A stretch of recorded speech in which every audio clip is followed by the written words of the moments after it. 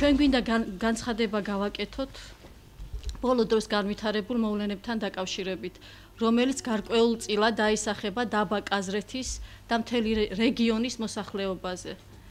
და რაში მდგომარეობს ეს? მდგომარეობა იმაში არის, რომ ეს სკოლები ძირითადად ის მოსწავლეები, რომლებიც სწავლობენ ამ სკოლებში, დამოკიდებული არიან ამ საწარმოს მატერიალურ და ფინანსურ მხარდაჭერაზე. მთელი განათლების სისტემა აგებულია და მთელი რეგიონი აგებულია ამ საწარმოზე.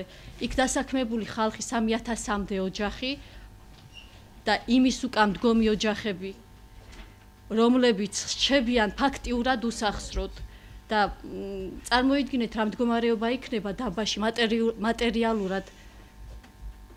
მატერიალურად აი ესეთი ამდენი ადამიანი რომ დარჩება შემოსავლის გარეშე. ძალიან დიდი ეს ეკონომიური კრიზისი შეიქმნება, ბავშვებს არ ექნება, როცა მშობელს არ ექნება ის შემოსავალი, რომელზეც მთლიანად არის დამოკიდებული საწარმო ოჯახები. წარმოიდგინეთ ახლა ბავშვს უნდა იქ ელემენტარული ჩაცმა უნდა დახურვა უნდა, სკოლაში ხო უნდა განვითარდეს, ხო უნდა ისწავლოს ბავშვმა არა და ჩვენ აი რა ვქნათ ახლა მშობლებმა რა უნდა ქნან, მე თვითონაც დამოკიდებული ვარ როგორც სამეურო საბჭოს წევრი, ჩემი შვილიც დადის ამ სკოლაში და ყველა დამოკიდებული ვართ ამ საწარმოზე. ოჯახები თვითონ რომლებიც იქ დაბა კაზრეთში ცხოვრობ, დამოკიდებული ვარ მთლიანად RMG გოლდზე და RMG კუპერზე. მთელი მოსახლეობაა დამოკიდებული. ამ ოჯახები, ვინც იქ არის დასაქმებული, ამ ოჯახების უკან კიდე დგას 4 და 5 ადამიანი. ფაქტიურად ჩვენ მთლიანად დამოკიდებული ვართ იმ შემოსავალზე, რასაც RMG გოლდი და RMG კუპერი უხდის იმ თანამშრომლებს. სხვანაირი შემოსავალი არ არსებობს ფაქტიურად. იმიტომ რომ თვითონ ეს საწარმო როცა აშენდა კორპუსები, სადაც ჩვენ ცხოვრობთ, აშენდა იმისთვის, რომ ჩამოვიდა ხალხი, დასახდა რომ ემუშავა საწარმოში. წარმოგიდგენიათ ახლა რომ დაიკეტოს ეს ყველაფერი, დაიხუროს, გავხსნათ იქ. კი ბატონო, არავინ არა იმის წინააღმდეგი, რომ იქ ტურისტული ზონა გაიხსნას, მაგრამ აღნიშნე კიდეც თქვენ თვითონ წაბრძანდით და ნახავთ რა მდგომარეობა დიდ დმანიშში, სადაც ზეზვას და მზიას პირველი ევროპული კვალი იქ იპოვეს და ნახავთ თქვენ სკოლაც კი არ არის იქ და იგივე მდგომარეობა გვემუქრება. მე აი ესე ვფიქრობ, როცა მე შემოსავლის წყარო არ მექნება, იქ არც მიწა არის, რომ ადამიანმა მეურნეობა განვავითაროთ, არ რაღაცა შემოსავლის წყარო, უნდა ავდგეს, სად უნდა წავიდეს, ახლა წარმოიდგინეთ ეს ამდენი ხალხი სად უნდა წავიდეს. ვრჩებით აი ცარი, ბედის ანაბარა ვრჩებით. და აი ახლა ძალიან დიდი საშიშროება არის უკვე იმის აი ახლა კომპანიის ირგვლივ განვითარებული მოვლენები, არავის არ მოსწონს ახლა რომ სკოლები გამოვდივართ, ბაღები გამოვდივართ იმის წინააღმდეგი, რომ აი ახლა ძალიან კომპანია არ გაჩერდეს, ხო? და გამოვდივართ, ისე გამოდის ჩვენ თითქოს მოსახლეობა გამოვდივართ კულტურული მემკვიდრეობის წინააღმდეგ. ეგ არის სრული სიცრუე.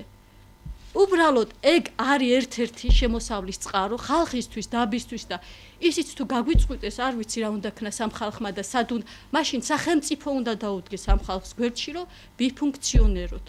თორე ფუნქციის გარეშე დავრჩებით. და კიდევ ერთი განცხადება მინდა გავაკეთო იმ დღეს შევხვდით ჩვენ აქცია მოეწყო ვიყავით პრეზიდენტის სასახლესთან ბატონ პრეზიდენტმა გამობრძანებაც კი არ იკადრა იმ დღეს რომ შეხვედროდა ხალხს წარმომადგენელიც კი არ გამოუშვა გარეთ არა გვიჭირდა არა გვილხინდა არისთვის ვიყავით ჩამოსული მიგვიღო ბატონ პრემიერ-მინისტრმა რისთვისაც დიდ მადლობას უხდით და თანადგომა გამოუცხადა ამ ხალხს და მოსახლეობას და არ ვიცი აი ასეთი უპასუხისმგებლო ქცევა კი ბატონო მე მესმის რომ ის არასამთავრობოებს იღებს იმ საპარლამენტო უმცირესობას, მაგრამ ჩვენ თვითონ ხალხმა ავირჩიეთ ეს პრეზიდენტი. უნდა ეკადრა და გამობრძანებულიყო და პასუხი უნდა გაეცა ჩვენთვის. და ისინი ვისგან და როგორ ფინანსდებიან ეს კიდე მეორე საკითხია და უკვე ყველამ ვიცით ვისგანაც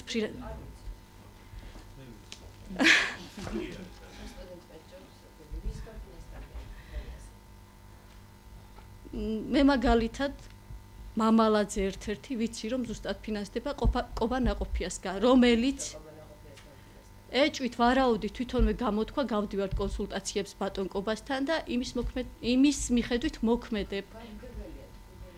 ჩვენი დეპუტატია, ჩვენი ორგზის არჩეული ბოლნისის რაიონის დეპუტატია. ჩვენ არ გვინახია იმის გაკეთებულ პირიქით, რაც დღემდე საწარმოში მოხდა და საწარმო დღემდე ამ დღეშია, პირდაპირ კავშირშია ბატონი კობა ნაყოფი ამ ყველაფერთან.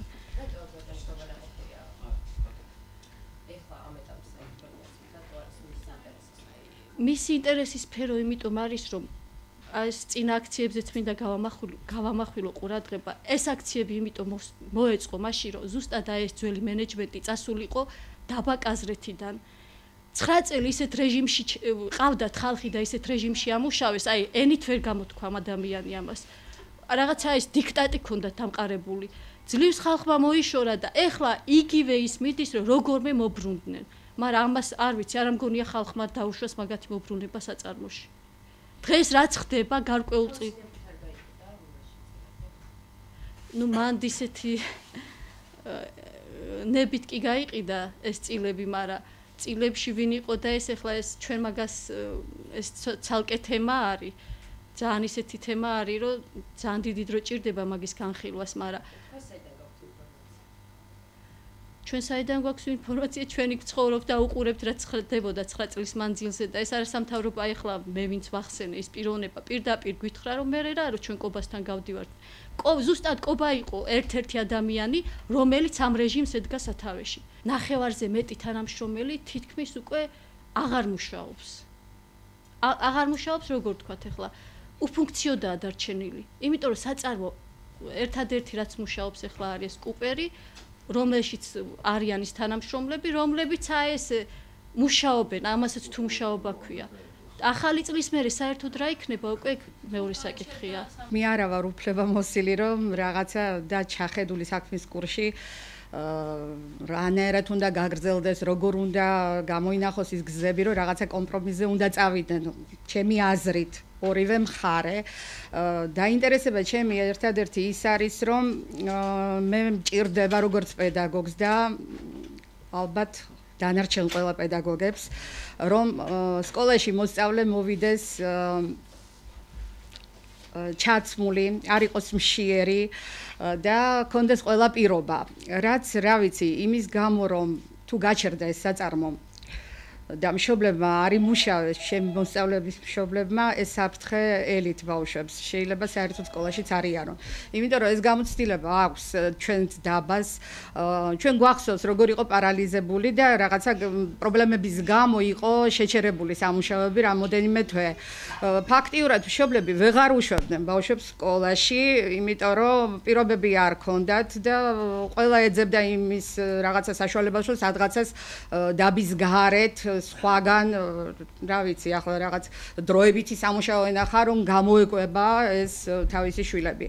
ეხლაც რა ვიცი მე მგონი რომ ასეთი საფრთხე ელის, იმიტომ რომ ეს არის რაღაცა ჯაჭვი ერთმანეთზე აგებული. პარალიზება მოხდება მთელი დაბის და არა მარტო დაბის, მე მინდა აღვნიშნო, იმიტომ რომ მთლიანი ჩვენი ესე იგი რა ვიცი რაიონი, რეგიონი ალბათ მთელი საქართველოს ძალიან დიდი ნაწილია იმ თანხების და იმ დაფინანსების სამსახურების და რა ვიცი ხალხის უმრავლესობა ალბათ არის ღებულობს ამ საწარმოდან.